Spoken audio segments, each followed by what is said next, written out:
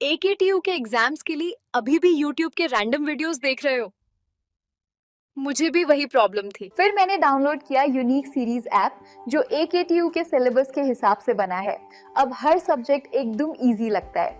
यहाँ मिलते हैं जो वीडियो लेक्चर्स, नोट्स और प्रीवियस ईयर पेपर्स, सब AKTU सिलेबस के अकॉर्डिंग। बेस्ट पार्ट, पहली परचेज पे 20% ऑफ भी है। बस कोड यूज करो, SAVE20। डाउनलोड करो अभी unique series app, smart students की चॉइस। हेलो फ्रेंड्स, स्वागत है आपका यूनिक सीरीज प्लेटफॉर्म पर। साथियों मैं पूर्ण प्रकाश। हम लोग बात कर रहे थे प्रोजेक्ट मैनेजमेंट की। तो साथियों आज ही आपका यूनिट 2 का थर्ड लेक्चर में बताने जा रहा हूँ। लास्ट लेक्चर में हमने लास्ट के जो 2 लेक्चर थे उसमें सिर्फ इतना हमने देखा था कि प्रोजेक्ट सिलेक्शन मेथड कौन कौन से हैं। ठीक है, क्वालिटेटिव मेथड और आपका क्वांटिटेटिव मेथड दोनों आपको मैंने बता दिया था। आज हम बात करने वाले यहाँ पे ब्रेक इवन एनालिसिस क्या होता है और DCF method, discounted cash flow methods क्या है, इसकी आज हम बात करेंगे।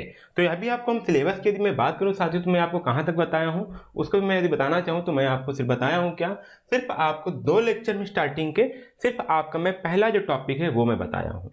ठीक है, क्या आपका पहला टॉपिक प्रोजेक्ट सिलेक्शन मेथड, यही मैं आपको बताया हूँ। अब आप कहोगे सर आप इतना खींच क्यों रहे हो। साथियों ये जो चैप्टर है ना ये आपके न्यूमेरिकल बेस भी हैं, थोड़ा सा आपके कोर यहाँ पे प्रोजेक्ट मैनेजमेंट का कोर टॉपिक्स ये चल रहे हैं। और इस बार नया सिलेबस अपडेट हुआ है तो मैं ये नहीं चाहता कि आप कुछ छोड़ के जाएं, क्योंकि पुराना जो सिलेबस था जो उसका प्रोजेक्ट मैनेजमेंट एंड एंटरप्रेन्योरशिप, उसमें सिर्फ आपके 2 ही यूनिट थे प्रोजेक्ट मैनेजमेंट के, फिर आपके एंटरप्रेन्योरशिप स्टार्ट हो गई थी। बट इस बार टोटल आपका प्रोजेक्ट मैनेजमेंट ऐड किया गया है और इसके जो आपके टॉपिक्स हैं वो न्यू हैं। तो ठीक है, तो नए के बेस में मैं सारा चीज़ यहाँ पे आपको बताते हुए चल रहा हूँ ताकि आपको एग्जाम टाइम में कोई प्रॉब्लम ना हो। अच्छी बात है आप पेड में हैं, क्योंकि ये सारी चीज़ मैं यहाँ पे यूट्यूब पे नहीं डालने वाला हूँ। हालांकि आपको मिल जाए तो आपको बेटर है, बट यहाँ पे ये सिर्फ पेड बच्चों के लिए है ताकि मैं इसको डिटेल में पढ़ा पाऊँ और आप अच्छे से चीज़ों को समझ पाएँ। अब यहाँ पे जो आज मैं पढ़ाने वाला हूँ वो आपका है साथियों यहाँ पे break even analysis, DCF methods. ठीक है, अब यहाँ पे ये दोनों जो पार्ट है वो आपकी चैप्टर है आपके इकोनॉमिक्स से। कौन से लिया गया है? इकोनॉमिक्स से। तो थोड़ा सा आपके मैं कोशिश करूंगा आपको सही से समझ में आ जाए। इकोनॉमिक्स मतलब जो पैसे का मामला वहां भी होता है, इकोनॉमिक्स चैप्टर उठाया गया है दोनों टॉपिक। तो मैं इसको प्रोजेक्ट मैनेजमेंट भी खास है क्योंकि वहां भी हमने इसको पढ़ना है। तो आइए हम बात करते हैं आज ब्रेक इवन एनालिसिस क्या होती है और आपका DCF मेथड्स क्या होते हैं। दोनों DCF मेथड साथियों आपने पढ़ चुका है, मैंने बताया था जब यहाँ पे प्रोजेक्ट सिलेक्शन मेथड मैंने बताया था कौन सा आपका क्वांटिटेटिव मेथड आपको बताया था क्वांटिटेटिव में, तो सेम वही जो क्वांटिटेटिव मेथड था वही आपका DCF मेथड है यहाँ पे। ठीक है, सारे टॉपिक्स वही हैं। आपको मैं अभी आपको इसको थोड़ा सा कवर करने में ज़्यादा टाइम नहीं लगेगा, पढ़ाने में ज़्यादा टाइम नहीं लगेगा, क्योंकि मैंने इसको डिटेल में आपको इसका लेक्चर जो 2 था यूनिट का जो पार्ट 2 है वहाँ पे साथियों मैंने आपको डिस्कस कर दिया है। तो आप वहां से समझ लीजिएगा, अच्छी बात है, क्योंकि अभी यहाँ पे मैं कवर करूंगा तो फिर आपका टाइम ज़्यादा जाएगा। ठीक है, हालांकि मैं आपको एक बार रिवाइज तो जरूर करवा दूंगा ताकि आपको प्रॉब्लम ना हो।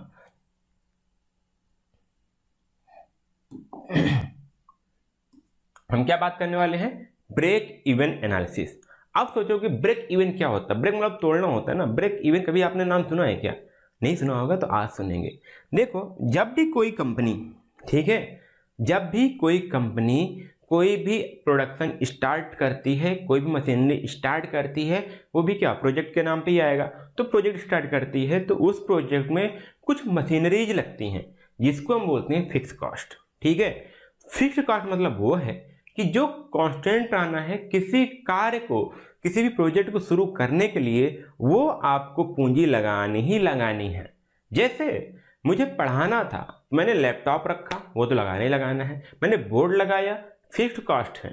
ठीक है, कि हमारे फिक्स कॉस्ट है। मैंने कैमरा लिया, लाइटिंग किया, रेंट किया, ये सब के हमारे फिक्स्ड कॉस्ट हैं। ये यदि हम चाहें इसमें दिन में 10 लेक्चर रिकॉर्ड करें, दिन में 1 लेक्चर लगा रिकॉर्ड करें, बट इसका कॉस्ट सेम ही होने वाला है। सिंपल समझ में आया? Fixed cost. इसी प्रकार आप कोई भी मान लीजिए आटा चक्की की मशीन वाला है, उसने आटा चक्की का मशीन लगाया, तो आटा चक्की जो मशीन का कॉस्ट हो क्या उसका फिक्स्ड कॉस्ट है। जिस रूम में उसने लगाया वो क्या, वो उसका रेंट क्या फिक्स है, वो चेंज नहीं होने वाला, फिक्स है। बट वेरिएबल कॉस्ट क्या है वो मैं बताऊं। वो इलेक्ट्रिसिटी क्या है, वेरिएबल कॉस्ट है। क्यों? क्योंकि जितनी देर वो मशीन चलाएगा उसके हिसाब से इलेक्ट्रिसिटी कॉस्ट चेंज होगी, बिल्कुल। तो क्या वो वेरिएबल कॉस्ट हो गया। सेम चीज यदि मैं यहाँ की बात करूँ अपने टीचिंग प्लेटफॉर्म की, तो मैं यहाँ पे जितनी देर ये रिकॉर्ड किया जा रहा है लेक्चर, उतनी देर आपके इलेक्ट्रिसिटी कंजप्शन होगा, वो क्या है, वेरिएबल कॉस्ट है। कितने टीचर को मैंने हायर कर रखा है पढ़ाने के लिए, वो हमारे क्या है, वेरिएबल कॉस्ट है। ठीक है, वो उनका आउटपुट क्या है, वो क्या है, वेरिएबल कॉस्ट में आएगा। द सेम इसी प्रकार से अलग अलग चीजों में अलग अलग होता है। जैसे अगर मान लीजिए कोई पेन मैन्युफैक्चरिंग कंपनी है, तो जो उसकी मशीनरी होगी, जो उसके रेंट होंगे, ठीक, वो क्या आपके फिक्स्ड कॉस्ट होंगे, जो बढ़ने वाली नहीं है। चाहे वो दिन के 10 पेन बनाए, चाहे दिन के 1000 पेन बनाए, वो कॉस्ट तो लगनी ही लगनी है।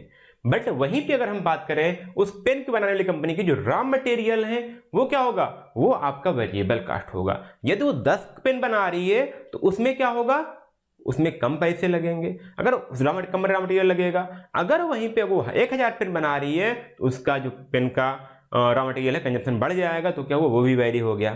ठीक है, जो प्रोडक्शन के साथ यदि हम प्रोडक्शन ऑफ यूनिट बढ़ा रहे हैं, तो अगर हमारा कोई कॉस्ट है जो वेरी कर रहा है, तो हमारा क्या आ जाएगा, वेरिएबल कॉस्ट में आ जाएगा। तो यहाँ पे एक बात और आती है, तो हमारा फिक्स्ड कॉस्ट हो गया, वेरिएबल कॉस्ट हो गया, तो हमारा पहले स्टार्टिंग में लगेगा ही लगेगा।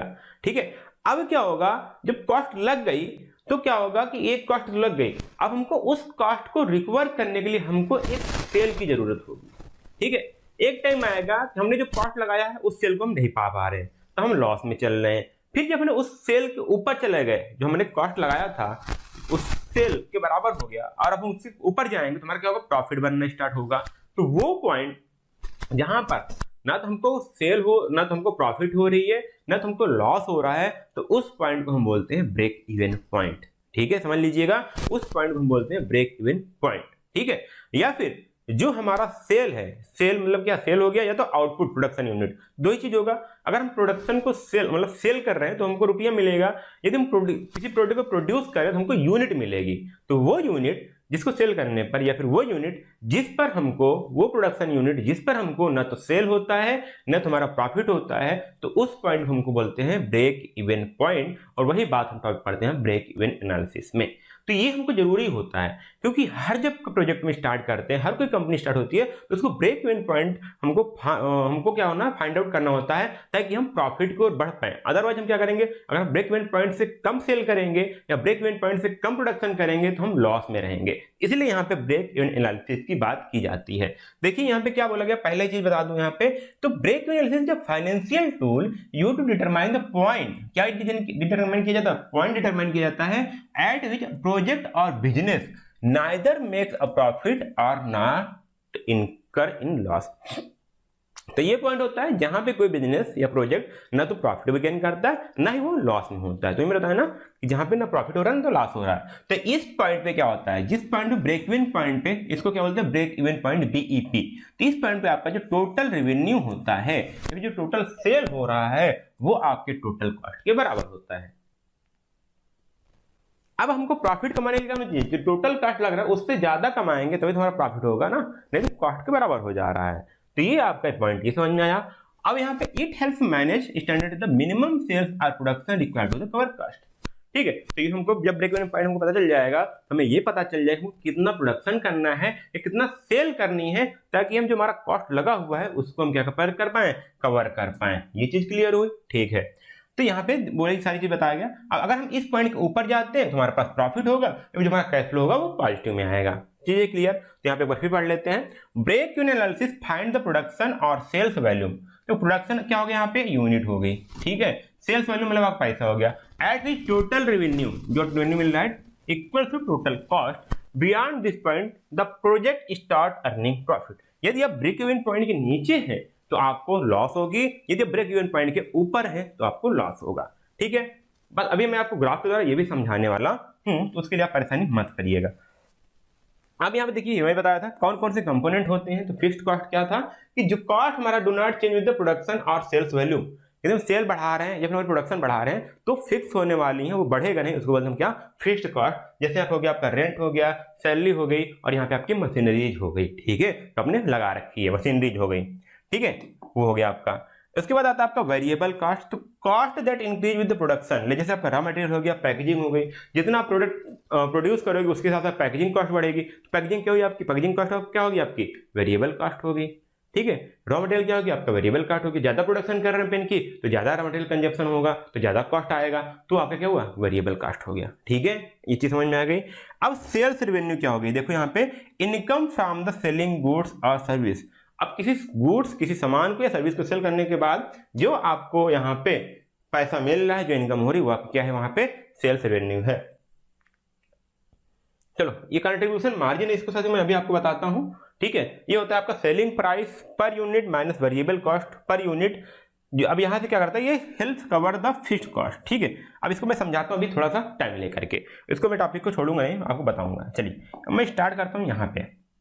ठीक है, अब यहाँ पे देखो, मैंने एक ग्राफ लिया। ठीक है, मैंने एक क्या लिया, ग्राफ लिया है। अब इधर देखिए आपका आउटपुट है, किसी कंपनी का जो आउटपुट है वो इधर दिया गया है। ठीक है, क्या है, वो आउटपुट है, और इधर आपका क्या है, वॉल्यूम है। ठीक है, इधर आपका क्या है, वॉल्यूम बोल सकते हो, सॉरी वॉल्यूम तो इधर हो गया, इधर आपका कॉस्ट है, इधर आप क्या है, कॉस्ट है। ये चीज समझ में आया, क्या है आपका, कॉस्ट है। अब देखिए यहाँ पे क्या हो रहा है, अब हमको फिक्स्ड कॉस्ट क्या है, यहां बोला गया आपको मान ली मशीनरी लगाई गई, आपने क्या किया, कुछ रेंट लिया, जो आपकी फिक्स्ड कॉस्ट है उसमें इन्होंने लिख दिया यहाँ पे ये फिक्स्ड कॉस्ट होगी। ठीक है, ये आपकी लिख जाते हैं फिक्स कॉस्ट। ठीक है, दिख रहा होगा आपको, ये क्या है आपका फिक्स कॉस्ट है। ठीक है, ये आपकी फिक्स्ड कॉस्ट है जो आपको 75,000 रुपए दे रखी है। अब क्या होगा, वेरिएबल कॉस्ट होगी। वेरिएबल कॉस्ट क्या होगी साथियों, यहां से स्टार्ट होगी। अब जैसे जैसे आप प्रोडक्शन बढ़ाते जाओगे, ठीक है, जैसे जैसे आप प्रोडक्शन बढ़ाते जाओगे,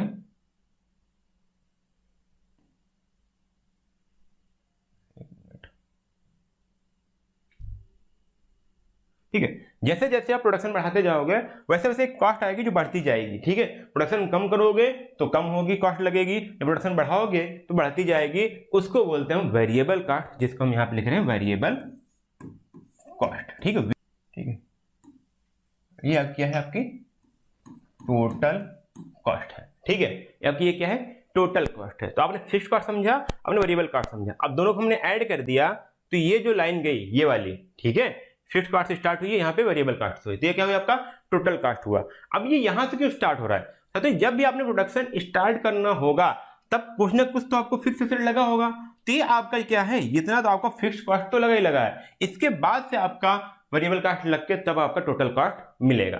तो किसी प्रोडक्ट का जो कॉस्ट होगा, अब ये वाली लाइन पे जाओगे तो आपको टोटल कॉस्ट होगी।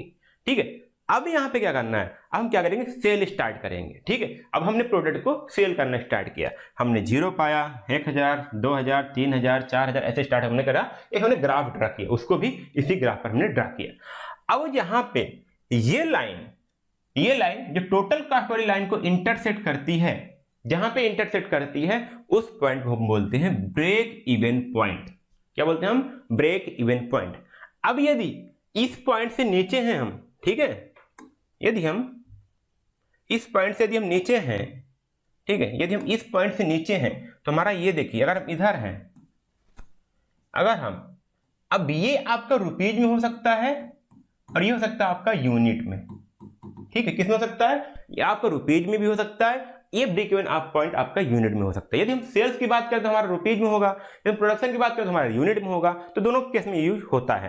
तो अगर हम इधर हैं, इस साइड हैं, तो ये वाला हमारा हो गया लॉस। ठीक है, ये हम किसमें, हम लॉस में हैं। अगर वहीं पे इस साइड चले गए तो ये हो गया हमारा किसमें, अगर हम इधर आ गए तो हमारा होगा प्रॉफिट।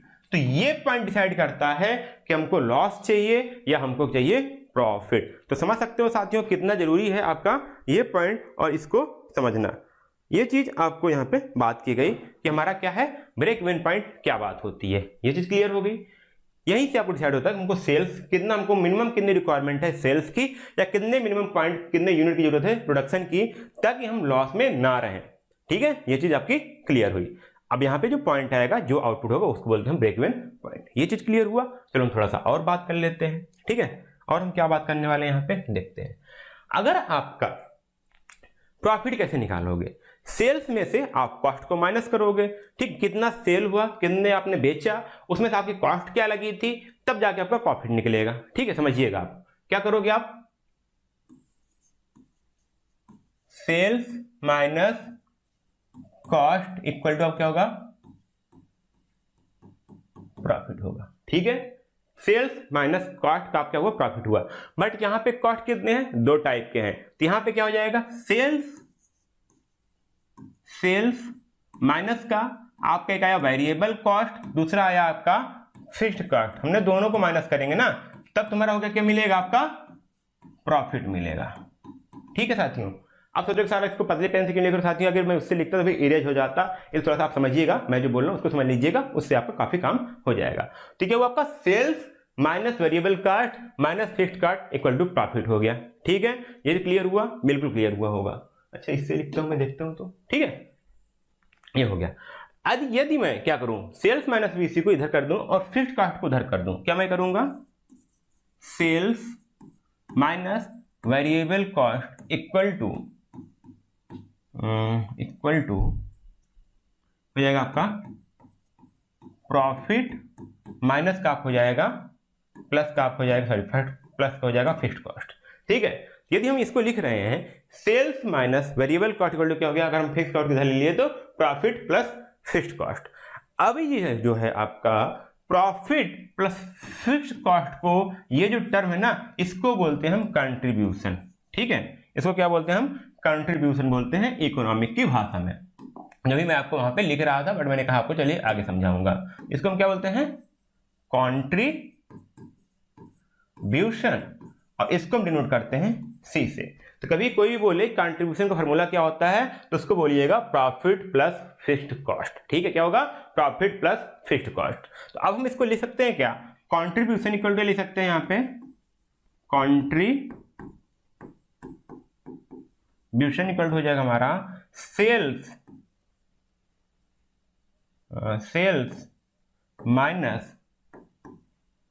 Minus variable cost. ठीक है, वेरिएबल कॉस्ट, या फिर सेल्स कंट्रीब्यूशन इक्वल टू हो जाएगा प्रॉफिट प्लस फिक्स्ड कॉस्ट। ये दोनों हो सकते हैं आपके। ठीक है, तो ये भी कंट्रीब्यूशन होता है, इसको बोलते हैं कंट्रीब्यूशन। तो अगर इसको यहां पे रखते हैं तो आपका कंट्रीब्यूशन बनता है क्या, आपका सेल्स माइनस वेरिएबल कॉस्ट, या फिर आपका ये भी हो जाता है आपका प्रॉफिट प्लस फिक्स्ड कॉस्ट। दोनों में कुछ भी बोल सकते हैं। अब इसकी जरूरत क्यों पड़ती साथियों, अभी जब मैं क्वेश्चन को सॉल्व करूंगा तो यहां पे आपको इसको सॉल्व करना ही पड़ेगा। ठीक है, यहां पे आपको सॉल्व करना ही पड़ेगा, इसलिए मैंने इसको सॉल्व किया। चलिए अब हम थोड़ा सा आगे चलते हैं और आपको समझाते हैं ब्रेक इवन पॉइंट कैसे हम सॉल्व करते हैं। ब्रेक इवन पॉइंट यदि हमको एनालिसिस करना हो तब हम कैसे करेंगे, उसको भी हमको समझना जरूरी है। ठीक है, चलिए ओके, चलो अब यहाँ पे जो फार्मूला है ब्रेक इवन पॉइंट का, वो मैंने 3 फार्मूले लिखा हुआ हूं, उसको आपको याद कर लीजिए, चाहे समझ लीजिए, चाहे इसको रट्टा मार डालिए, जैसा भी आपको करना ही करना है। उतना आपको मैं समझाऊंगा नहीं क्योंकि आपको सिलेबस उतना है नहीं, बट मैं इससे यदि न्यूमेरिकल सॉल्व करा दूंगा तब वो आपके लिए बेटर होगा। तो पहला आपका है क्या, ब्रेक इवन पॉइंट आपको यूनिट में निकालना है। कितना यूनिट में प्रोडक्शन करूं या कितना यूनिट में सेल करूं तो मेरा ब्रेक इवन पॉइंट क्या निकालना होगा। तो हम break even point in rupees में रखेंगे, कितना हमारा रुपीज में ब्रेक इवन पॉइंट है, अपॉन सेल्स पर यूनिट। एक यूनिट का सेल प्राइस क्या है, यदि हम वो देख लेंगे तो हमारा यूनिट में ब्रेक इवन पॉइंट निकाल आएगा। ये आपका पहला हो गया। दूसरा फार्मूला क्या है आपका, दूसरा फार्मूला आपका है break even point in unit में निकालना, यू मतलब यूनिट में। अब यहाँ पे फिक्स्ड कॉस्ट है, आपने समझ लिया फिक्स्ड कॉस्ट क्या है, upon contribution per unit. Contribution क्या आपका, सेल्स माइनस वेरिएबल कॉस्ट, क्या आपका सेल्स माइनस वेरिएबल कॉस्ट। और प्लस में सेल्स पर यूनिट माइनस का वेरिएबल कॉस्ट पर यूनिट की बात की जा रही है। देखो यहाँ पे लिखा गया है पर यूनिट। अभी इसका क्या मतलब है वो भी मैं आपको बताऊंगा जब क्वेश्चन सॉल्व कराऊंगा तब। ठीक है, दूसरा फॉर्मूला ये हो गया। तीसरा आपका फॉर्मूला है यहाँ पे ब्रेक इवन पॉइंट यदि आपको रुपीज में निकालना हो तो एक फॉर्मूला तो यहाँ से निकाल सकते हो, या दूसरा फॉर्मूला आपका यहाँ पे है, क्या है आपका फिक्स्ड कॉस्ट इन रुपीज में लिखेंगे upon PV ratio, profit volume ratio की बात की जाती है यहाँ पे, इसको हमको समझाना पड़ेगा अभी आपको। तो आप यहाँ के लिए भी बस इतना याद रख लीजिएगा, कंट्रीब्यूशन अपॉन सेल्स। ठीक है, क्या होगा पीवी रेशियो, क्या होगा आपका कंट्रीब्यूशन अपॉन सेल्स हो जाएगा। ठीक है। तो पीवी रेशियो क्या हो गया, पीवी रेशियो होता है आपका टोटल जो कंट्रीब्यूशन है by divided by total sales, called is the profit volume ratio, और इसको बोलते हैं कंट्रीब्यूशन रेशियो भी बोलते हैं इसको, जिसको बोलते हैं पीवी रेशियो। ठीक है, तो ये तीनों फार्मूले, और एक आपको ये याद होना चाहिए कंट्रीब्यूशन अपॉन सेल्स, और एक को मैं बता दूं आपको जो याद होना चाहिए, वो याद होना चाहिए कि आपका जो सी इक्वल टू है, ठीक है, कंट्रीब्यूशन इक्वल टू है वो आपका होता है क्या, सेल्स, ठीक है, माइनस का वेरिएबल कॉस्ट। ये इतने फॉर्मूले आपको याद होने चाहिए ताकि आप आसानी से ब्रेक इवन पॉइंट कैलकुलेट कर पाओ। चलिए मैं यहाँ पे कैलकुलेट करके आपको बताता हूँ। थोड़ा सा लेक्चर ज्यादा जा रहा है, कोई दिक्कत नहीं, अब इसको समझ लीजिए अच्छे से। ठीक है, आप देखिए यहाँ पे क्वेश्चन क्या है आपका। ठीक है, यदि आप क्वेश्चन देखोगे, यहाँ पे आपका क्वेश्चन दिया हुआ है, find BEP in rupees and in unit from the following. अब यहाँ कोई कंपनी थी, वो बोल रही है कि आपको ब्रेक इवन पॉइंट इसमें रुपीज में और आपको इन यूनिट में निकालना है। इंफॉर्मेशन दिया गया, देखिए सेल्स जो है, ठीक है, जो आपका सेल्स है, वो किस में दिया है, 25 रुपए पर यूनिट के हिसाब से दिया है। सेल्स आपका 25 रुपीज पर यूनिट के बाद दिया गया है। जिसका वेरिएबल कॉस्ट है वो आपका 15 रुपीज पर यूनिट के हिसाब से, और उसका फिक्स्ड कॉस्ट दे रखा है आपका 30,000 रुपए आपका फिक्स क्या है आपका फिक्स्ड कॉस्ट है। उसने बोला किसके लिए निकालना है, यदि हमारी जो यूनिट है 1200 यूनिट प्रोडक्शन करती है तब उसका बीईपी क्या होगा, ब्रेक इवन पॉइंट क्या होगा। ठीक है, अब देखिए यहाँ पे पर यूनिट मैंने क्यों बात किया था, क्योंकि यहाँ पे पर यूनिट में दे रखा है 25 रुपए पर यूनिट, तो एक यूनिट का सेल प्राइस दे रखा है, एक यूनिट का वेरिएबल कॉस्ट दे रखा है, और फिक्स्ड कॉस्ट आपका दे रखा है किसमें, आपका टोटल। अब बोला यहाँ पे कि रुपीज में क्या होगा, इन यूनिट में क्या होगा। तो साथियों आपको मैंने फॉर्मूला यहाँ बताया था क्या अभी, यदि मैं बीईपी इन, यहाँ पे देखो बीईपी यदि मैं यूनिट में निकाल लूं तो यहाँ पे रख करके मैं रुपीज भी निकाल पाऊंगा। तो मैं पहले यहाँ बात करूंगा ब्रेक इवन पॉइंट में यूनिट में निकालूंगा, कैसे वो समझिएगा। ठीक है, तो मैं निकालूंगा यहाँ पे, ठीक है, यहाँ पे रखने जा रहा हूं मैं बीईपी, किसमें लिखूंगा मैं, यूनिट में। अब इसका क्या है आपका फिक्स्ड कॉस्ट अपॉन कंट्रीब्यूशन। देखो यहाँ पे क्या था आपका कंट्रीब्यूशन, तो यही रखूंगा कंट्रीब्यूशन किसमें आपका, यू में। एक मिनट, आप भूल जाओगे फिर से, एक कंट्रीब्यूशन ये किस में आएगा, पर यूनिट में आएगा। ठीक है, अब कंट्रीब्यूशन हमको पर यूनिट निकालना है, तो मैंने बताया था आपको सेल्स माइनस वेरिएबल कॉस्ट था ना आपका कंट्रीब्यूशन। यहाँ पे देखो मैं क्या लिखा था, कंट्रीब्यूशन क्या था, सेल्स माइनस वेरिएबल। अब मुझे पर यूनिट निकालना है तो मैं पर यूनिट में सेल्स पर यूनिट और वेरिएबल पर यूनिट रखूंगा तो आपको मिल जाएगा। चलो मैं यहाँ पे लिख लेता हूँ बीईपी, किसमें निकालूंगा, यू में निकालूंगा, यूनिट में। तो होगा फिक्स्ड कॉस्ट कितना दे रखा आपका 30,000, ठीक है, अपान। अब कंट्रीब्यूशन कैसे रखूंगा मैं, सेल्स माइनस वीसी।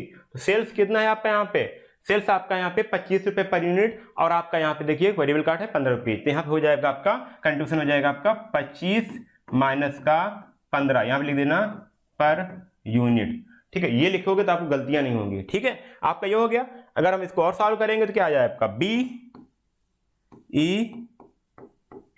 ठीक है, इक्वल टू हो जाएगा 30,000 रुपीज, ठीक है, रुपीज अपान ये आएगा 10 पर यूनिट। ठीक है, कितना आ रहा आपका पर यूनिट। अब आपको जो सॉल्व करोगे ना तो यहाँ पे आएगा 3000, ठीक, क्या आएगा 3000, वो आएगा आपका यूनिट में। कितना आएगा आपको, यूनिट में आएगा, क्योंकि यहाँ मैंने क्या लिखा था, यूनिट का मैंने फॉर्मूला रखा, तो ये आपका आएगा यूनिट में। तो यहाँ पे मैं लिखता हूँ क्या, यहाँ मैं कलर चेंज कर लेता हूँ थोड़ा सा,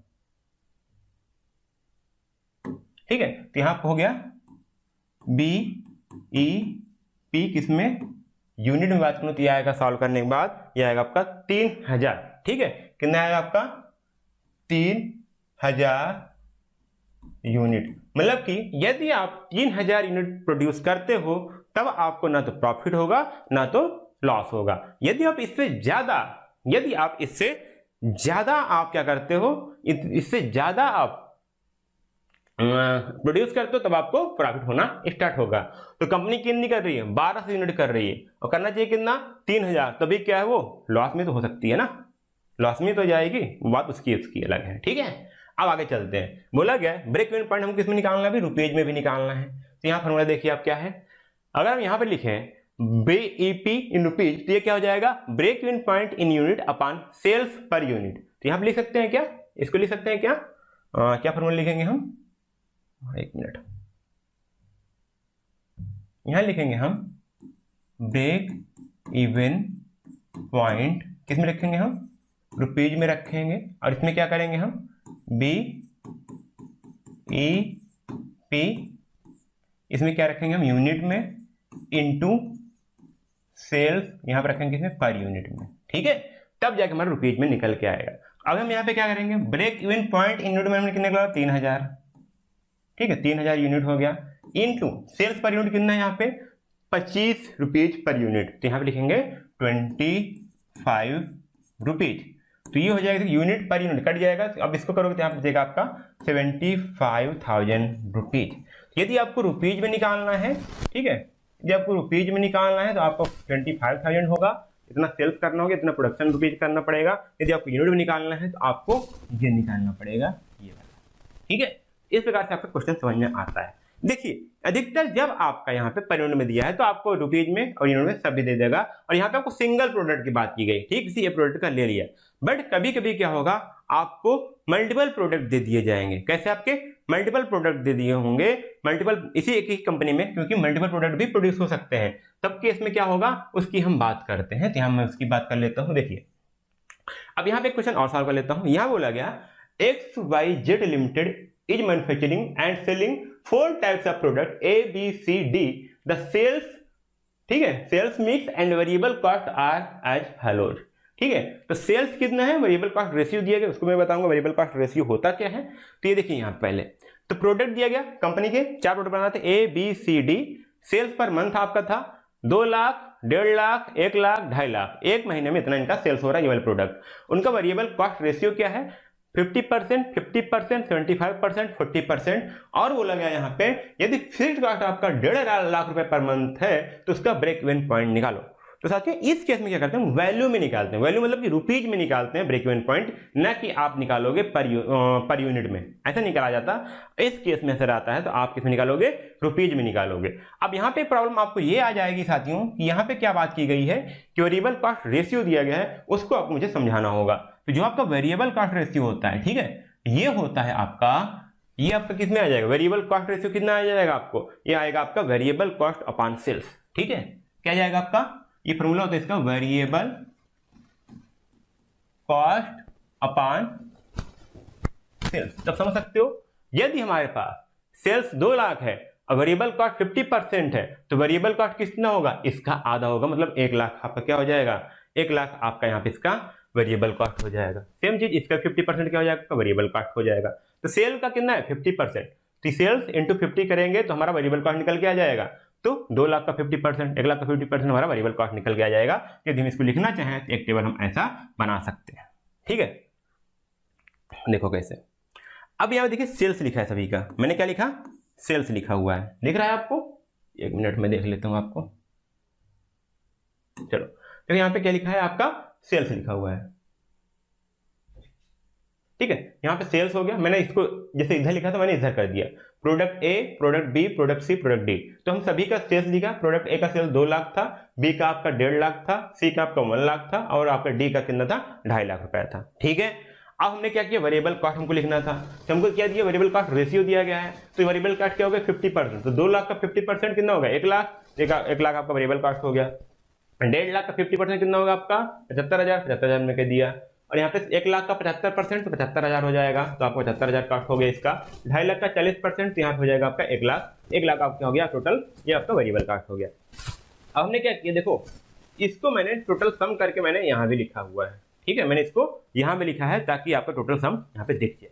अब देखिए आपको कंट्रीब्यूशन क्या निकालना था, कंट्रीब्यूशन जब भी निकालना होता है आपको क्या करते हो, सेल्स माइनस वेरिएबल कॉस्ट। तो मैंने क्या किया, इसमें से, ठीक है, 1 मिनट, कुछ ऐसा समझ लीजिए, इसमें से मैंने इसको क्या कर दिया, माइनस कर दिया, ठीक है। मैंने सेल्स में से वेरिएबल कॉस्ट मैंने माइनस कर दिया, हमारा क्या निकल के आएगा, कंट्रीब्यूशन निकल के आएगा। सिंपल सी चीज है। तो मैंने क्या किया, 2 लाख में से 1 लाख निकाला, अब कंट्रीब्यूशन निकल के आ गया। 1.5 लाख में 75,000, 75,000 कंट्रीब्यूशन आ गया। 1 लाख से 75,000, 25,000 आपका कंट्रीब्यूशन आ गया। 2.5 लाख से 1 लाख आपका 1.5 लाख कंट्रीब्यूशन आ गया। सेम चीज जो मैंने टोटल किया तभी मैंने क्या किया, तो मैंने यही किया है कि 7 लाख में से 3.5 लाख मैंने माइनस किया, तो आपका यहाँ पे 3.5 लाख आपका आ गया है कंट्रीब्यूशन। और फिक्स्ड एसेट आपको दिया गया है यहाँ पे कितना आया है 1.5 लाख रुपया यहाँ पे दे रखा है। तो टोटल कास्ट आप कितना हो गया, सॉरी टोटल कास्ट यहाँ पे नहीं बात किया, यहाँ मैंने प्रॉफिट की बात किया। जब आपको प्रॉफिट निकालना है क्या करोगे आप, प्रॉफिट निकालने के लिए क्या करोगे, प्रॉफिट निकालना है आपको तो सभी कास्ट को मैं माइनस कर दूंगा, ठीक है। तो प्रॉफिट के लिए मैंने क्या किया, या सिर्फ आप क्या करो सभी को माइनस कर दो प्रॉफिट को। ये प्रॉफिट एक फिक्स्ड कास्ट हो गया, आपका वेरिएबल कास्ट हो गया, दोनों को ऐड करके आप इसमें से माइनस कर दो।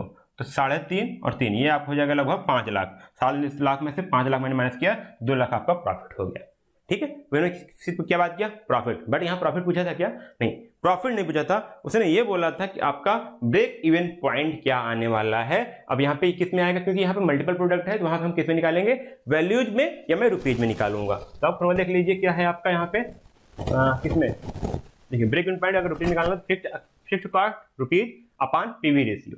पीवी रेशियो क्या आपका कंट्रीब्यूशन अपॉन सेल्स। तो आपको यहाँ पे पीवी रेशियो आपको निकालना पड़ेगा, इसलिए मैं साथ यहाँ दोनों फार्मूला आपको बताया हूँ। तो आपको यदि आपने जितने फार्मूले बताया हूँ इसको आपको याद रखना है, कभी भी यदि आपको बीपी का क्वेश्चन आता है तब, ठीक है। हालांकि पहले बार सिलेबस में आया तो इतना हार्ड नहीं पूछेगा, बट मैंने क्या किया आपको समझाने के लिए मैंने इसको सॉल्व कर रखा हूँ। 1 मिनट, ठीक है, हाँ ये था। अब चलिए आपको क्या निकालना है, पहले आप निकालोगे पीवी रेशियो, ठीक है। पीवी रेशियो क्या होता है आपका सेल्स, पीवी रेशियो होता है आपका क्या contribution upon sales, contribution upon sales, इसको याद रख लीजिए। हम निकालेंगे हम पीवी रेशियो, ठीक है। तो हो जाएगा आपका कंट्रीब्यूशन, ठीक है, कंट्रीब्यूशन अपॉन सेल्स। साथियों ये नाम आपको नहीं है तो कंट्रीब्यूशन क्या है, पीवी रेशियो क्या है, बट एज इट इज थोड़ा सा आप थोड़ा सा मैथमेटिकल अगर स्टूडेंट होंगे तो आपको याद हो जाएगा। ये इकोनॉमिक्स के टर्म है इसलिए इसको पढ़ना पड़ता है, ठीक है। तो कंट्रीब्यूशन आप कितना था, देखिए कंट्रीब्यूशन आप कितना था, कंट्रीब्यूशन आपका था यहाँ पे 3.5 लाख टोटल बात करेंगे, और सेल्स कितना था 7 लाख, तो 3.5 लाख अपॉन 7 लाख, ठीक है। तो 3,50,000 अपॉन 7 लाख, ठीक है। इसको भी आप सॉल्व करोगे तो आपका जो पीवी रेशियो आएगा, ठीक है, जो आपका पीवी रेशियो आ रहा है वो आ रहा है आपका, देखिए आधा आधा है तो आपका आएगा 0.50, इसको बोलते हैं 50% भी लिख सकते हैं जो आपका है, ठीक है। आपका क्या हो गया, आपका पीवी रेशियो निकल गया। अब हमको क्या निकालना है, break even point in rupees या वैल्यू में बात करेंगे, ठीक है। यहाँ पे हम लिखेंगे ब्रेक इवन पॉइंट, ठीक है। चलो ब्रेक इवन पॉइंट किसमें निकालेंगे हम, रुपीज में निकालेंगे। यहाँ लिखेंगे क्या फिक्स्ड कॉस्ट, ठीक है, ये हो जाएगा फिक्स्ड कॉस्ट अपॉन आपका आएगा पीवी रेशियो, पीवी रेशियो, ठीक है। अब फिक्स्ड कॉस्ट कितना था यहाँ पे आप ध्यान दीजिएगा, फिक्स्ड कॉस्ट हमारा टोटल कितना था 1.5 लाख रुपए, ठीक है। कितना था आपका 1.5 लाख रुपए, और आपका पीवी रेशियो वहां पे लिखा था, तो यहाँ लिखेंगे हम 1,50,000 अपॉन पीवी रेशियो आपका है 0.50। जब इसको सॉल्व करोगे साथियों तो यहाँ पे आ जाएगा रुपीज, हाँ सॉल्व करोगे यहाँ पे आता आएगा, जो हो जाएगा आपका 75,000, ठीक। कितना जाएगा आपका 75, सॉरी आधा करना है, सॉरी आधे से डिवाइड करना, तो आपको आ जाएगा 3 लाख हो जाएगा 1 मिनट, ठीक है। 1/2 पर जाएगा, आ जाएगा टोटल करोगे आप, यहाँ आ जाएगा 3 लाख, ठीक है, हो जाएगा रुपीज 3 लाख। तो ये आपका आंसर आता है क्या 3 लाख रुपए आंसर, ठीक है। ये कितना है आपका ब्रेक इवन पॉइंट क्या है आपका 3 लाख रुपीज में आया। तो ऐसे क्वेश्चन आपके सॉल्व होते हैं किसके, आपके PV sorry break even point के। तो जो 2 मेथड मैंने 2 क्वेश्चन बताया, ऐसे क्वेश्चन आपको यदि आते हैं तो ऐसे सिंपल क्वेश्चन आएंगे। बट यहाँ पे देखिए क्या दिक्कत थी आपको, बस आपको समझने की दिक्कत थी, ठीक, कैसे निकाला जाएगा। इसमें तो बिल्कुल आसान था, जिसमें मैंने आपको बता ही दिया था, ठीक। ऐसे क्वेश्चन आएंगे, इससे ज्यादा हार्ड आप क्वेश्चन आएंगे नहीं, क्योंकि आप इकोनॉमिक के स्टूडेंट हो नहीं, बट बेसिक क्वेश्चन आप पे ऐसे आ सकते हैं, इसलिए साथ ही मैंने इसको बताना उचित समझा। अब बात करते हैं डिस्काउंटेड कैश फ्लो मेथड। ये बिल्कुल छोटा सा, मैं ज्यादा फास्ट में बताऊंगा क्योंकि मैं इसको पढ़ा चुका हूं, डिटेल में पढ़ाया हूं इसके पहले लेक्चर में, बट टॉपिक फिर आया क्योंकि वहां पे मैंने मेथड बताया था और यहाँ पे इसने अलग से दे दिया है, ठीक है, इसलिए मुझे यहाँ पे फिर से रिवाइज करवाना पड़ रहा है। तो अब यहाँ पे पहले मैं सिर्फ बताऊंगा डिस्काउंटेड कैश फ्लो क्या होता है, ठीक है, डिस्काउंटेड का नाम क्यों रखा गया, इसके बाद आप चीज समझ जाओगे खुद ही, हालांकि मैं इसको समझा चुका हूँ। तो इसको डीसीएफ मेथड बोलते हैं, इसका नाम है डिस्काउंटेड कैश फ्लो मेथड, ठीक, क्या बोलते हैं इसको डिस्काउंटेड कैश फ्लो मेथड। यहां देखिए बोला गया DCF method evaluate project by considering that money today is worth more than the money tomorrow. यहाँ पे ये बात की जाती है कि जो आज की कमी है, आज की मनी है, जो आज का पैसा है वो ज्यादा कीमती है बजाय कल के, जैसे मान लेते हैं, मैंने आपको एग्जांपल दिया था, यदि हमारे पास ये पेन की कीमत है, ठीक है, ये पेन की कीमत मेरे पास 50 रुपए है, ठीक है, ये आज की कीमत 50 रुपए है, तो क्या आने वाले टाइम में ये 50 रुपए की ही रहेगी? नहीं ना। अगर मैं इसकी 3 साल बाद लेने जाऊं तो हो सकता है इसकी कीमत क्या हो जाए, 60 रुपए हो जाए। तो आप बोलोगे इसकी कीमत बढ़ गई, बोलोगे क्या कि पेन की कीमत बढ़ गई? नहीं, इकोनॉमिक्स ये बोलेंगे कि जो रुपए की कीमत है वो गिर गई, तभी 50 रुपए वाला सामान अब 60 में मिल रही है। समझ गए थोड़ा सा? तो इसलिए क्या होता है कि आज ये 50 रुपए की कीमत है, मतलब 50 रुपए की वैल्यू आज ज्यादा है, आने वाले टाइम में 50 रुपए की वैल्यू कम हो जाएगी, मतलब कि जो आज 50 रुपए की वैल्यू थी वो आज कल आने वाले 60 रुपए के बराबर हो जाएगी। मतलब क्या है, आज जो फ्यूचर में 60 रुपए था उसकी वैल्यू आज के 50 रुपए के बराबर है। ठीक है, तो यही बोला गया क्या कि जी आज की जो पैसा है, आज जो पैसा है वो ज्यादा कीमती है बजाय कल वाले पैसे की। तो यही बात बोलिए, डिस्काउंटेड कैश फ्लो यही बात करता है। और future cash inflow outflow are converted the present value that investment decision are realistic. अब यही बात की जाती है जब हम सॉल्व करते हैं क्वेश्चन को, तो जो कल आने वाला पैसा है उसको आज में ही बदल लेते हैं। ठीक है, आज में ही बदल लेते हैं ताकि हम थोड़ा सा रियलिस्टिक हो पाए। ठीक है, क्योंकि प्रोडक्शन नहीं कर पाएंगे, कल आने वाला 2 लाख आज कितने बराबर होगा, उसकी कीमत क्या होगी आज के हिसाब से। तो जो फ्यूचर इनफ्लो है उसको ही आज के हिसाब में, आज के ही वैल्यू में उसको कर लेते हैं, जिसको बोलते हैं प्रेजेंट वैल्यू, हम चेंज कर लेते हैं। ठीक है, फ्यूचर वैल्यू क्या हुआ 2 लाख, लेकिन अगर उस 2 लाख की कीमत आज में बदले तो आपका आता है 1,70,000, तो उसकी प्रेजेंट वैल्यू क्या हुई 1,70,000। तो सभी को हम बदल लेते हैं। ठीक है, एक रेट के आपसे।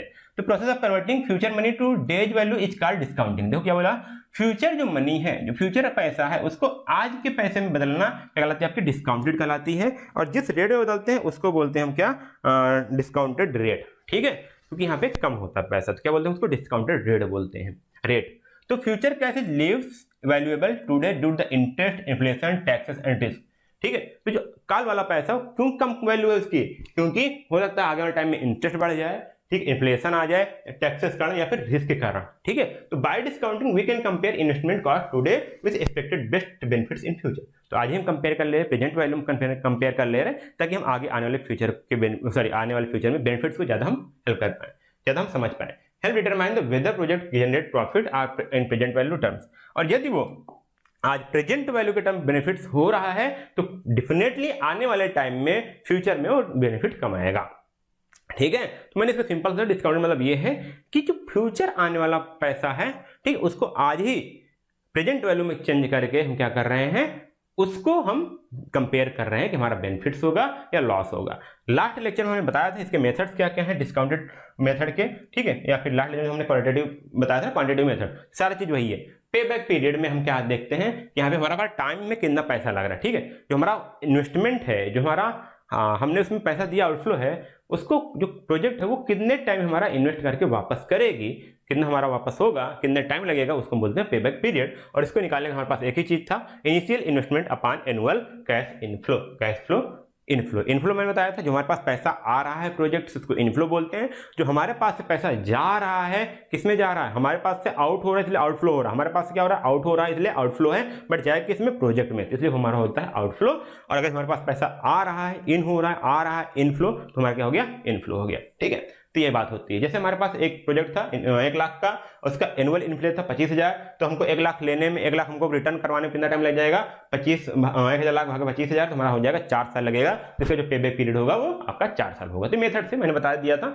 ठीक है, अब जितना ही कम आपका पे बैक पीरियड होगा उतना आपके लिए बेटर होगा। ठीक है, आगे हमने बात किया था यहाँ पे रिटर्न ऑन इन्वेस्टमेंट। ठीक है, हम जो यहाँ पे डाल रहे हैं पैसा, उसका इन्वेस्टमेंट कितना होने वाला है, ठीक है, कितना हमको इन्वेस्टमेंट कितना प्रॉफिट मिलेगा, वो हम बात करते हैं रिटर्न ऑन इन्वेस्टमेंट पे। तो ROI is the financial metric used to measure the efficiency of an investment. हमको कितना ज्यादा जनरेट करके पैसा देगा उसकी हम यहाँ पे बात करते हैं। जैसे आप यहाँ पे देख पाओगे, इनिशियल इन्वेस्टमेंट आपका 2 लाख था, एवरेज आपका जो प्रॉफिट हो रहा है 40,000 हो रहा है। ठीक है, तो अगर हम बात करें, ठीक है, तो 2 लाख जो प्रॉफिट हो 40 और 40,000 प्रॉफिट किस पे हो रहा है, 2 लाख पे, तो 40,000 भागे 2,000 इंटू 100, तो आपका 20% आपका प्रॉफिट हो रहा है एनुअली।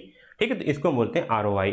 ठीक है, इसको भी मैंने पूरा वही पीपीटी जो आपका था पुराना वाला वही मैं उठा लिया ताकि आप कंफ्यूजन हो, नहीं तो बार बार अलग अलग पढ़ते तो अब कंफ्यूजन होता। इसलिए साथ ही यही पे आता है, ये सब डिस्काउंटेड कैश फ्लो यही है, क्योंकि फ्यूचर वाली चीजों को हम आज ही कंपेयर कर ले रहे हैं। अगला आपका क्या था, 1 मिनट, अगला आपका तो ये था आपका नेट प्रेजेंट वैल्यू, जो आपका मेन कोर बात करती है। यहाँ पे एनपीवी यही बात करता है। तो यहाँ पे क्या करते हैं, कैपिटल बजटिंग का एक पार्ट है जिसको हम बोलते हैं DCF मेथड। तो हम यहाँ पे क्या करते हैं, जो कल आने वाला जो फ्यूचर में आने वाला इनफ्लो है, ठीक है, उसको आज ही प्रेजेंट वैल्यू के इनफ्लो में प्रेजेंट वैल्यू के टर्म में हम चेंज कर लेते हैं, फिर जो प्रेजेंट वैल्यू का आपका आउटफ्लो है उससे कंपेयर करते हैं, ठीक है। और अगर हमको प्रॉफिट होता है तो हम इन्वेस्ट करेंगे, यदि हमारा प्रॉफिट नहीं होता है तो हम इसको इन्वेस्ट नहीं करेंगे, ठीक है। तो वही इसका फॉर्मूला क्या था आपको मैंने बताया था, क्वेश्चन में सॉल्व कराया था। एनपीवी क्या था आपका CT/1+R/T माइनस C नॉट, और C नॉट या CO क्या है आपका कैश आउटफ्लो है जो आप लगा रहे हो।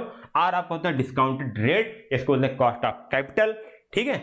और उस टाइम T क्या है आपका टाइम है, ठीक है, टाइम पीरियड कितने टाइम तक आप बात कर रहे हो। और यहाँ पे C नॉट आपका इनिशियल इन्वेस्टमेंट या आउटफ्लो है।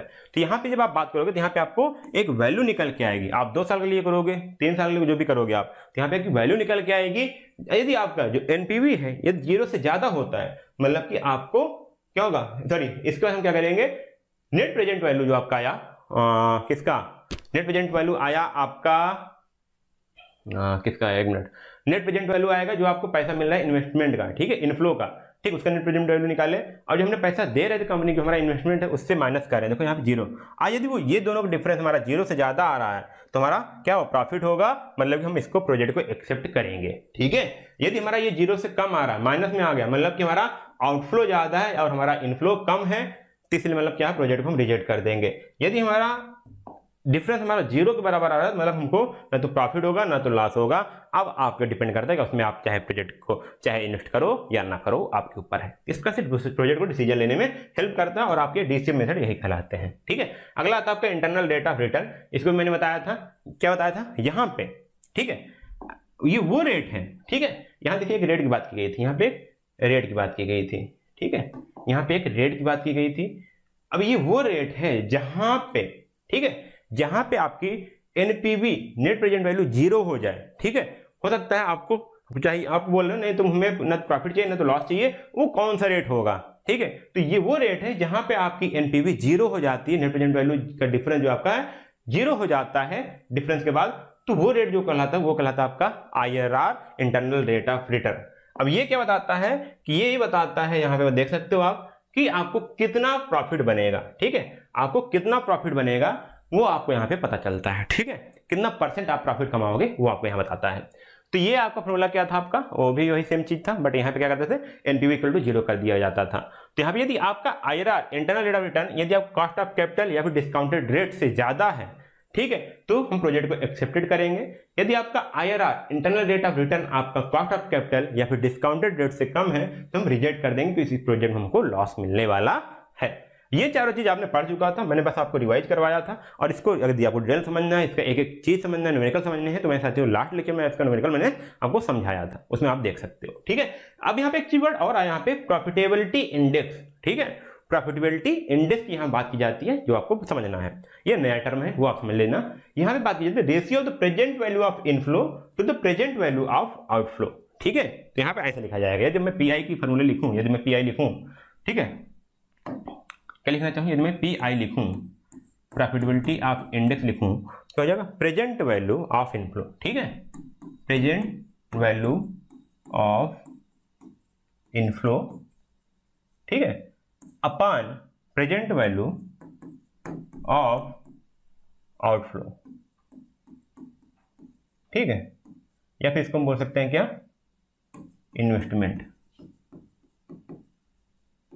ठीक है, ऐसी बात होगी, ठीक है। तो ये आपको हो गया प्रॉफिटेबिलिटी इंडेक्स। यदि आपका प्रॉफिटेबिलिटी इंडेक्स 1 से ज्यादा है, कब आएगा, जब आपका आउटफ्लो कम होगा इनफ्लो से, ठीक है, तब आपका PI क्या आएगा, 1 से ज्यादा आएगा। तो आप क्या समझ जाओगे कि आपका जो फ्यूचर में आने वाला पैसा है वो ज्यादा आएगा, आपका बेनिफिट होने वाला है, तब आप प्रोजेक्ट को एक्सेप्ट करोगे। यदि आपका आउटफ्लो ज्यादा है इनफ्लो कम है, तभी तो आपकी वैल्यू 1 से कम आएगी, तब आप क्या करोगे, प्रोजेक्ट को रिजेक्ट कर दोगे, तब आप प्रोजेक्ट को नहीं कंसीडर करोगे। तो ये साथियों था आज मैंने जो बात करना चाहा था। हो सकता है लेक्चर काफी लंबी गया हो, काफी लंबा गया हो, इसलिए गया साथियों क्योंकि मैं आपको समझाना चाहा, ठीक है। यदि आपको सिर्फ सिलेबस कवर कराना होता, सिर्फ आपको फॉर्मेलिटी करनी होती, तो ये आपका सिलेबस मात्र 15 मिनट में मैं खत्म कर दिया होता, ठीक है। चलिए अगले लेक्चर में समझूंगा आगे, फिर मैं आपको बता देता हूँ क्या था आपका ब्रेक इवन पॉइंट, और आप फॉर्मूले बता देता हूँ ताकि आपको प्रॉब्लम ना हो, ठीक है। ब्रेक इवन पॉइंट वो होता है जहां पे आपका टोटल रेवेन्यू टोटल कॉस्ट के बराबर हो जाता है, ठीक है, या वो पॉइंट होता है जहां पे आप ना तो लॉस कमाते हो ना तो प्रॉफिट कमाते हो, ठीक है। और ये हेल्प करता है पॉइंट कि आपको कितना, ठीक है, कितना आपको प्रोडक्शन करना है, कितना आपको सेल्स करनी है प्रॉफिट कमाने के लिए। 4 टाइप के हमने कॉस्ट की बात, 3 टाइप के आप कॉस्ट की बात किया था। फिक्स्ड कॉस्ट हो गया था, वेरिएबल कॉस्ट हो गया था, ठीक है, टोटल कॉस्ट हमने बताया था, और ये सेल्स रेवेन्यू बताया था क्या होता है, और साथ में मैंने आपको कंट्रीब्यूशन रेशियो बताया था। यहाँ मैंने ग्राफ देखा था, ठीक है, मैंने आपको बताया था ना, फिक्स्ड कॉस्ट होती है, यहाँ पे आपका वेरिएबल कॉस्ट कुछ ऐसा जाता है। जब टोटल कॉस्ट की बात करोगे साथियों तो यहाँ से उठेगा, क्योंकि यहाँ पे हमेशा कुछ ना कुछ आपके यहाँ पे कॉस्ट रहेगा टोटल कॉस्ट में, तो आपका ऐसे आएगा आपका टोटल कॉस्ट। और यहाँ पे आपका सेल्स इनकम जब आपका टोटल कॉस्ट को जहाँ पे इंटरसेक्ट करेगी वो आपका होता है ब्रेक इवन पॉइंट, और वहाँ पे जो आपका आउटपुट होगा वो आपका होगा आउटपुट, ठीक है। और उस आउटपुट यदि हमारा ये ब्रेक इवन पॉइंट हमारा नीचे आते हैं, इसके नीचे यदि मैं यहाँ पे इसके नीचे यदि मैं प्रोडक्शन करता हूँ, सेल्स करता हूँ, हमारा लॉस होगा, और इसके ऊपर जाते हैं तो हमारा प्रॉफिट होना इंक्रीज होगा, ठीक है। फिर मैंने आपको बताया था यहाँ पे कि sales minus cost equal to profit होता है। तो सेल्स माइनस जो वेरिएबल कॉस्ट है वो हम लिख सकते, माइनस कॉस्ट हमारे 2 टाइप्स के होते हैं, वेरिएबल कॉस्ट, फिक्स्ड कॉस्ट। तो यहाँ पे हमने बात किया था क्या, इक्वल टू प्रॉफिट मैंने बात किया। फिर मैंने आपको बताया था सेल्स, ठीक है, सेल्स माइनस का वेरिएबल कॉस्ट मैंने लिखा था क्या, प्रॉफिट प्लस आपका हो गया था फिक्स्ड कॉस्ट, और इसको हम जानते हैं किसके नाम से, इसको हम जानते हैं कंट्रीब्यूशन के नाम से। किसके नाम से, कंट्रीब्यूशन के नाम से। तो इसको हम लिख सकते हैं क्या, कंट्रीब्यूशन हमारा हो सकता है क्या, ठीक, कंट्रीब्यूशन यदि हमको निकालना है, ठीक है, कंट्रीब्यूशन हमको निकालना तो हो जाएगा हमारा सेल्स माइनस का वेरिएबल कॉस्ट, ठीक है। ये आपको याद रखना है साथियों। क्यों याद रखना है कि मैंने आपको बताया था क्वेश्चन आपको सॉल्व करने में आसानी होगी। इसके बाद साथियों मैंने आपको 2 क्वेश्चन आपको मैंने सॉल्व कराया है, ठीक है सर। ये फार्मूले भी आपको याद रखने हैं, बीपी यूनिट में निकालना हो, बीपी रुपीज में निकालना हो, और आपका यहाँ पे पॉइंट पीवी रेशियो निकालना। ये साइड आपके लिए मोस्ट इंपॉर्टेंट है क्वेश्चन के लिए, ठीक है। सारे फार्मूले इसमें दिया हूँ, मैंने 2 न्यूमेरिकल सॉल्व करवा दिया। फिर आपको यहाँ पे डीसीएफ मेथड जो था वो मैंने उसको समझाया आपको, ठीक है। क्या आपका डीसीएफ मेथड है, क्या पे बैक पीरियड होता है, क्या आपका यहाँ पे रिटर्न ऑन इन्वेस्टमेंट होता है, क्या आपका एनपीवी है, क्या आपका आईआरआर है, प्रोबेबिलिटी। क्योंकि साथ इसमें ज़्यादा फोकस इसलिए नहीं किया क्योंकि मैंने इसको समझा चुका है पहले ही, इसके पहले लेक्चर आप देख लीजिएगा, क्योंकि ज़्यादा टाइम नहीं वेस्ट करना था। अगले हम बात करेंगे साथियों फिर से अब नेक्स्ट लेक्चर में। तब तक साथियों धन्यवाद, जय हिंद, ठीक है।